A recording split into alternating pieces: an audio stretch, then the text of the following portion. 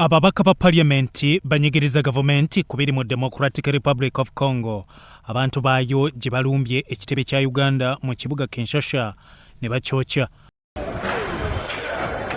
Omubaka Joel Senyunya kulira oludda oluvuganya gavumenti mu Parliament yegattiddwa kababaka Ibrahim Semujyungando wakira municipality n'omubaka Atkins Katushabe owa Bukonjo West.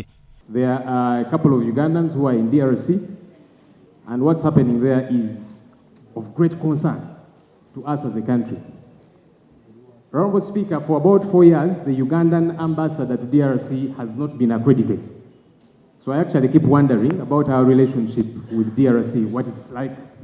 I am only requesting, if you may find the pleasure, Mr. Speaker, in asking the Minister for Regional Cooperation to update us on especially the investment we have made, which makes sense, especially trade. And then finally, Mr. Speaker, the banning of our embassy.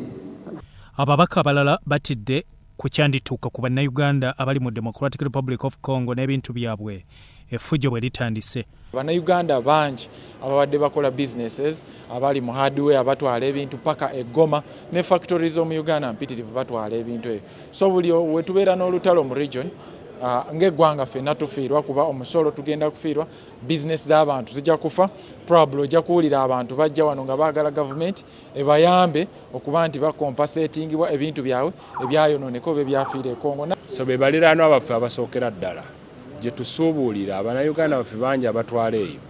So Congo wakwata omuliro tuyinza okugamba nti okay bajja kusigala already ogenda wali kwalwa paaka kuva n'ejjo emmotoka zipaakinze zitise ebyamaguzi n'ebyamaguzi.